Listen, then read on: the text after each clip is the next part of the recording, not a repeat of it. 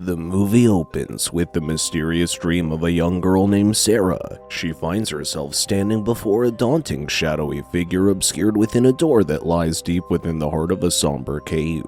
Suddenly, she awakens from the dream. She's sleeping not in the comfort of a bed, but on the barren grounds of her school playground, a consequence of a current disagreement with her mother. She quickly gets up, dusts off, and mounts her bicycle, heading towards her friend Zoe's house, but she doesn't immediately go in. Instead, she waits patiently at a distance until she sees Zoe's mother depart. As soon as the coast is clear, she slips inside, takes a quick shower, and then rushes off to school. Sarah struggles with insomnia, a persistent health issue marked by the inability to sleep, which significantly impairs her alertness and wakefulness. The previous night was another sleepless one, and the ensuing fatigue makes its impact known, causing her to drift off to sleep amidst the quiet of the school library. Once school is over for the day, she catches up with Zoe. Zoe promises to ask her mother if Sarah can stay with them, but expresses concern about where Sarah will sleep tonight. However, Sarah is unfazed. She intends to sneak into Zoe's house, even if it means narrowly avoiding being caught by Zoe's mom. As night falls, she finds herself sleeping on the playground once more, and the same dream daunts her. This time, she encounters a creepy scene, a floating door surrounded by floating figures. The dream delves deeper, leading her back to the familiar shadowy figure. She tries to see its face, but as always, she wakes up just in time to avoid it, this time in her classroom. After school, she discovers a poster about a sleep study program for people who have trouble sleeping. Intrigued and desperate, she heads to the facility. She meticulously fills out the required paperwork, answering an array of questions about her sleep problems. She reveals to the doctor, Anita, that she used to sleepwalk when she was younger, but hasn't had an episode in a long while. After measuring her blood pressure, Anita assures Sarah that she will start the program on the upcoming Monday. That night, Sarah manages to sneak into Zoe's house, finally enjoying the comfort of a bed. She appreciates the cozy setup, but her insomnia continues to plague her, robbing her of much-needed rest. When she finally manages to fall asleep, she's transported back into the unsettling world of her dream. She again encounters the shadowy figure, now distorted and upside down in what seems like a sewer. She attempts to get closer, but it vanishes. Sarah presses forward into a pitch-black room where the figure eerily appears again. But still, its true face remains hidden from her. When Monday night arrives, Sarah travels to the facility where she meets the other people taking part in the study. Some of them have been in studies like this before, and they share their experiences with her. Sarah then dresses in full sleep attire, and Anita fits her with a helmet. This helmet, Anita explains, will send data back to the control room. Sarah has more questions about the research, but Anita doesn't give her any answers. Later on, Dr. Meyer and his assistant Jeremy sit in the control room, keeping an eye on multiple screens that show the participants as they move through different stages of sleep.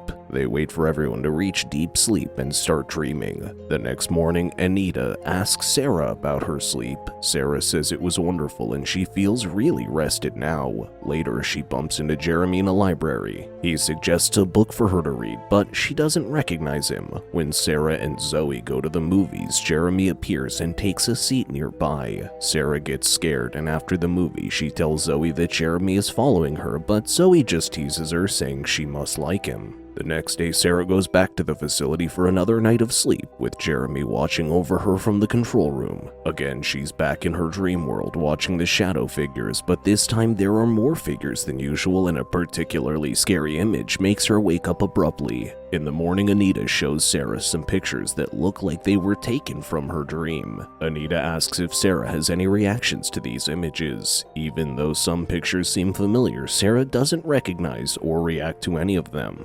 However, when Anita shows her the picture of the shadowy figure, Sarah has a seizure. Jeremy hears about it and rushes to Sarah, but by the time he gets to her, she calmed down.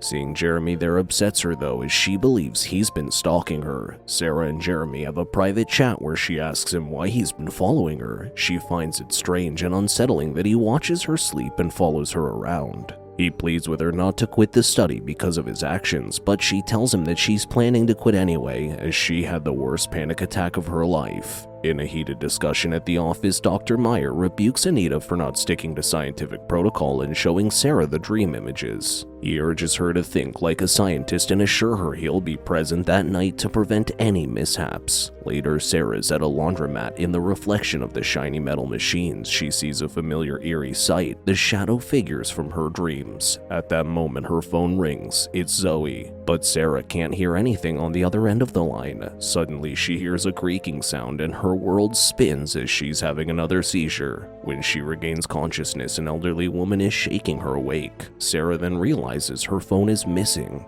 Feeling shaken, she heads to Zoe's house for some comfort, but no one answers her knock at the door. With nowhere else to turn, she makes her way to the sleep study facility and finds Jeremy. She attempts to pressure him into revealing more about the images she saw. She threatens to withdraw from the study and expose his stalker-like behavior unless he complies. When he refuses, she pleads with him, explaining that the experiment is turning her life upside down. Moved by her distress, Jeremy submits. He guides her into his office and places a helmet on his own head that looks quite similar to the one she wore. He explains that the helmet will project images based on what the mind sees. Sarah finds this concept fascinating. Jeremy goes on to reveal that he's tweaked the device to capture people's dreams, which is what they had been observing in the control room.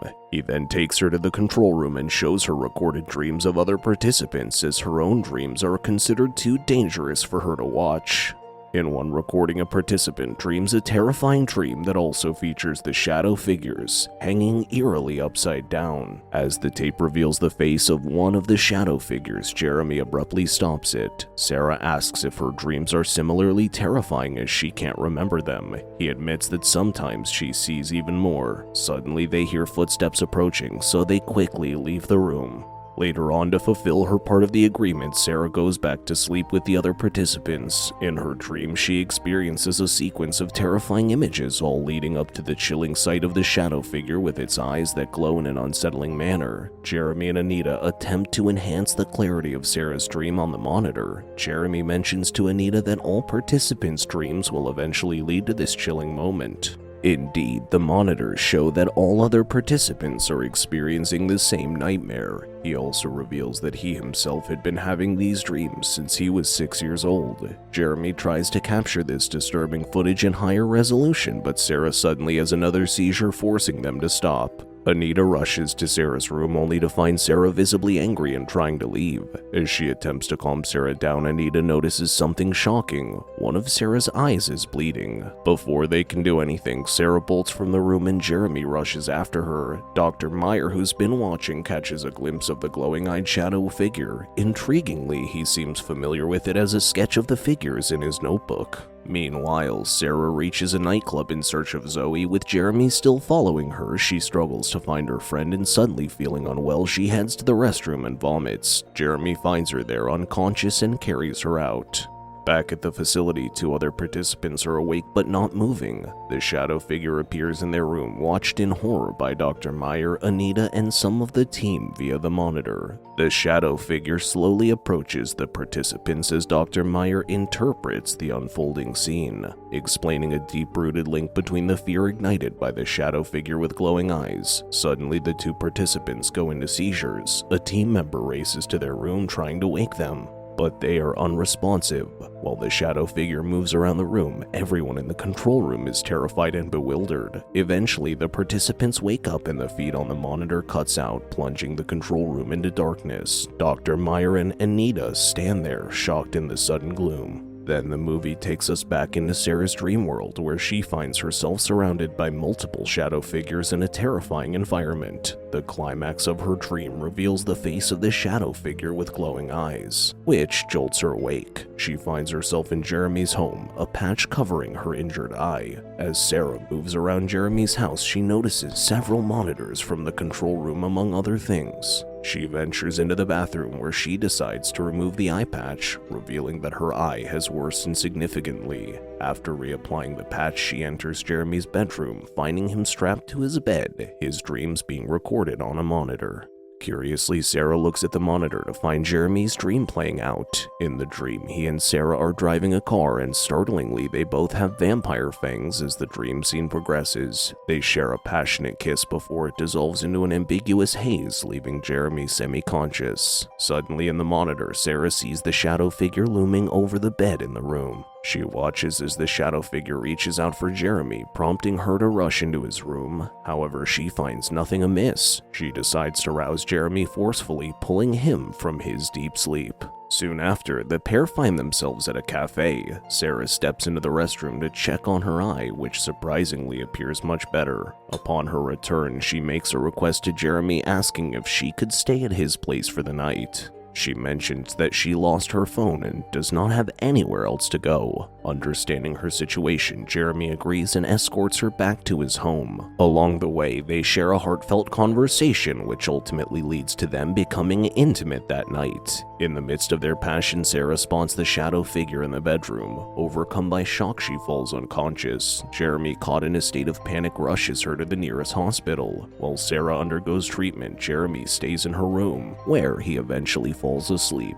As he drifts into a dream, he encounters the same dark shadow figure that's been haunting Sarah. This time, the shadow figure is more distinct with glowing eyes and a grotesque body composed of numerous limbs. Abruptly, he wakes up to find Sarah's bed empty. Panicked, he darts around searching for her. In his frantic search, he approaches a nurse stationed at the front desk and inquires about Sarah's whereabouts. The nurse suggests Sarah might have been moved due to a staff shortage and sends someone to investigate the matter. While Jeremy awaits, his attention is drawn to a live CCTV feed from an open security room. To his surprise, he sees Sarah sleepwalking into the basement parking lot of the hospital. Without wasting a moment, Jeremy sprints towards the basement, finding Sarah out in the road. He tries shaking her awake, but she remains unresponsive, her eye bleeding once more. Concerned, he contacts Anita, who had been worried about his absence, and informs her about the grave situation he's facing. He implores her to bring equipment from the facility to delve into Sarah's dreams. Despite being exhausted, Anita agrees to help him out one last time.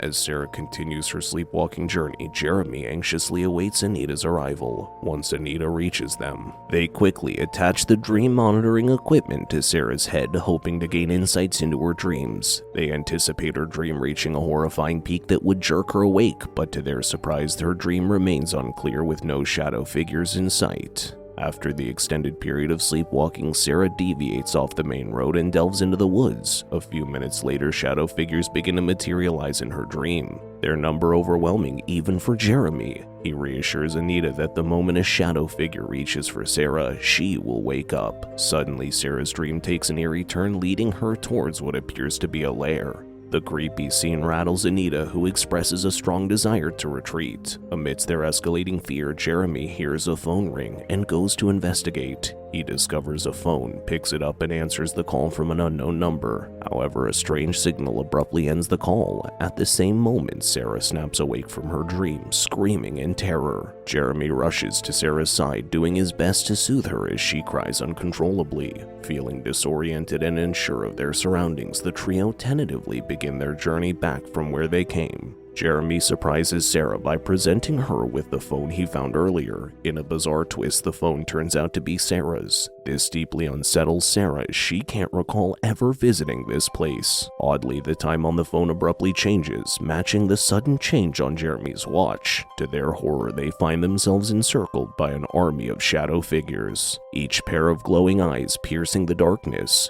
Fearing for their lives, they sprint in sheer panic.